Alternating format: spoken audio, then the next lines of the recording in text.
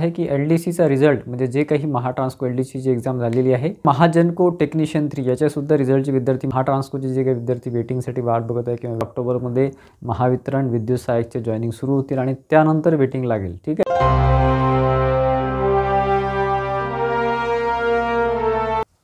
नमस्कार विद्यार्थी मित्रांनो, मी अमोल आगरकर इंजिनियर अमोल चॅनलमध्ये पुन्हा एकदा तुमचे मनापासून स्वागत करतो.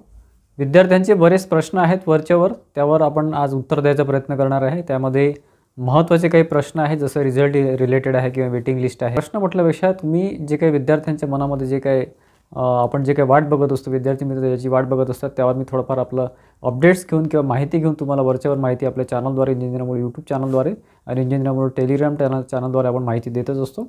ठीक आहे. तर त्यामध्ये पहिला प्रश्न असा आहे की एल-डी-सीचा रिझल्ट म्हणजे जे काही महाट्रान्सको एल-डी-सीची एक्झाम झालेली आहे 1 ऑगस्टला, त्याचा रिझल्ट कधी लागणार याबद्दल मला भरपूर प्रश्न वरच्यावर विचारले जातात.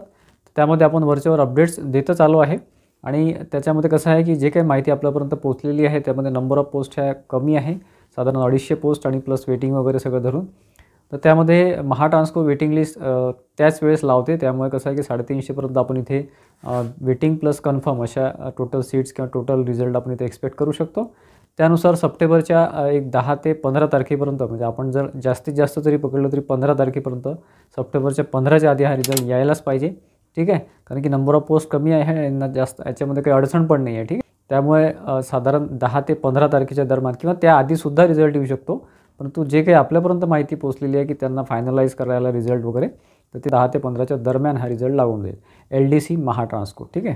तर मित्रांनो, महाजनको टेक्निशियन 3 महाजनको टेक्निशियन 3चा रिझल्टसुद्धा मागच्या 2-3 महिन्यापासून पेंडिंग आहे. त्यामध्ये CSR रिलेटेड कोर्ट केस होती.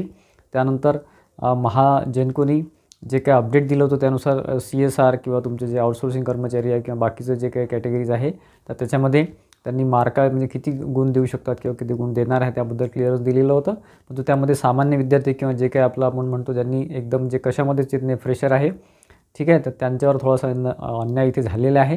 कारण की त्यांचा आकडा हा रिझल्टमध्ये अतिशय कमी असणार आहे. ठीक आहे. त्यामुळे जो काही 800चा आकडा आहे आणि प्लस त्यांनी जर वेटिंग लावली तर वेटिंग कन्फर्म, महाजनकोचं काही कन्फर्म नाही की ते लावतील की नाही लावतील, परंतु शक्यता कमी आहे, 800चाच ते रिझल्ट लावणार आहे. तर महत्त्वाचं म्हणजे महावितरण रिलेटेड आपण अपडेट दिलेलंच आहे. त्याच्यामध्ये जे काही आता अप्रेंटिसने वगैरे कोर्ट केस आहे, अप्रेंटिस रिलेटेड कोर्ट केस टाकण्यात आलेली आहे, त्याच्यामुळे त्यालासुद्धा वेळ लागणार आहे. परंतु मेन पिरियडमध्ये महाट्रान्सकोचे जे काही विद्यार्थी वेटिंगसाठी वाट बघत आहे किंवा वेटिंग लिस्टसाठी वाट बघत आहे, वेटिंग लिस्टच्या जॉईनिंगसाठी वाट बघत आहे, तर त्याच्यामुळे कसं आहे की त्याचंसुद्धा आता सप्टेंबरच्या फर्स्ट वीकमध्ये ते सुरुवात त्याची होणार आहे अशी आपल्यापर्यंत माहिती मिळालेली आहे की महाट्रान्सकोमध्ये जे वेटिंगमध्ये विद्यार्थी आहे त्यांना ते आता मेल किंवा कॉल किंवा जे काही मेसेजेस आहे ते तुम्ही अपडेट करून ठेवा किंवा ते चेक करत राहा. त्याच्यामध्ये तुम्हाला DV रिलेटेड किंवा पुढच्या प्रोसेस रिलेटेड वेटिंगचे जे कॅन्डिडेट्स आहेत त्यांना कॉल येऊ शकतात. महावितरण जे काही विद्युत सहाय्यक आहे, तर त्यामध्ये जे काही आता विद्युत सहाय्यकची जी पोस्ट आहे त्याच्यामध्ये त्यांनी 9 आणि 10 तारखेला सप्टेंबरला DV जे काही एक्सटेंड केलेलं आहे डेट, त्यामुळे फायनल लिस्ट लागायला वेळ लागणार आणि त्याशिवाय फायनल म्हणजे DV झाल्याशिवाय फायनल लिस्ट ते लावणार नाही माझ्या माहितीप्रमाणे. त्याआधी ते काहीच करणार नाही आहे, कारण की त्यांनी हे बऱ्यापैकी डिले केलेलं आहे आणि त्यामुळे आता साधारण सप्टेंबरच्या एंडमध्ये ही प्रोसेस जाणार आहे. फायनल लिस्ट वगैरे सप्टेंबरच्या एंडला लागेल आणि त्यानंतर जॉईनिंग सुरू होतील. ठीक आहे. म्हणजे आपण ऑक्टोबरमध्ये ते एक्सपेक्ट करू शकतो की ऑक्टोबरमध्ये महावितरण विद्युत सहाय्यकचे जॉईनिंग सुरू होतील आणि त्यानंतर वेटिंग लागेल. ठीक आहे. त्यामुळे महावितरणचं जे काही कारभार आहे त्यानुसार ते प्रत्येक वेळेस त्याचं एक्झाम्पल देतच असतात. आता 9-10 तारखेला DV आहे, मग साधारण 20, 22, 25 तारखेला त्यांचं फायनल लिस्ट लागेल. जर त्यांनी DV परत एक्सटेंड केला नाही तर, आणि 20, 22, 25 नंतर मग ते पुढे त्याचं फायनल लिस्ट लागल्यानंतर जॉईनिंग सुरू होतील आणि मग नंतर वेटिंग लिस्ट लागेल. मित्रांनो, वेटिंगबद्दल मला भरपूर प्रश्न असतात. फॉर एक्झाम्पल AEचे सुद्धा प्रश्न असतात वेटिंग रिलेटेड किंवा आणखी काही तुमच्या LDC किंवा ज्याला अकाउंट असिस्टंट ABCDCL किंवा आपण महावितरण म्हणतो, तर तिथे सुद्धा वेटिंगसाठी विद्यार्थी मित्र वाट बघत आहे. तर वेटिंगचं हे काहीही कन्फर्म नसतं, परंतु महावितरण जे आहे त्या बाबतीत आणखीनच थोडा ढिसाळ कारभार आहे. त्यांचं वेटिंगबाबत त्यांच्यावर आपण गॅरंटी ठेवू शकत नाही की ते वेटिंग लावतील की नाही लावतील तर जॉईनिंग देतील की नाही देतील, काही सांगता येत नाही. वेटिंगबद्दल काहीही कंपल्जर नसते. कन्फर्म जी लिस्ट असते तीच फक्त जॉईनिंगमध्ये होते पूर्ण. त्यानंतर वेटिंग लिस्टचं काही नसते. कधी वाटलं तर एका महिन्यात जॉईनिंग देतील, एका महिन्यात लिस्ट लावतील, जॉईनिंग देतील, नाही तर तुम्हाला ते 6 महिने वर्षभर वेटिंग लिस्ट लावणारच नाही. अजूनपर्यंत त्यांनी LDC महावितरणची किंवा आपण अकाउंट असिस्टंट महावितरण म्हणू शकतो, तर त्याची वेटिंग लिस्ट वगैरे जे काही लावलेली नाही आहे. त्याच्यामुळे पुढेसुद्धा त्याची शक्यता मला तरी कमी वाटते पर्सनली. त्याच्यामुळे वेटिंग लिस्टच्या भरोश्यावर जास्त राहायचं नाही. तुमचं जर रँक चांगली असेल आणि महाट्रान्स्कोमधली जर प्रोसिजर असेल तर महाट्रान्स्कोमध्ये त्यांनी वेटिंग लिस्ट लावलेली आहे, ठीक आहे.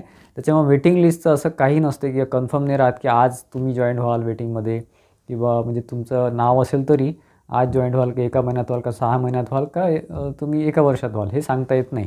ते सर्वस्वी त्या कंपनीवर डिपेंड राहते. त्यांना वाटलं तर ते घेतात, अन्यथा नवीन रिक्रुटमेंट काढतात. त्याच्यामुळे वेटिंगवर जास्त डिपेंड राहायचं नाही. स्पेशली महावितरण अकाउंट असिस्टंटबद्दल बोलतो आहे आणि बाकी याच्यासुद्धा पोस्ट आहे त्याच्यामध्ये सुद्धा, ठीक आहे.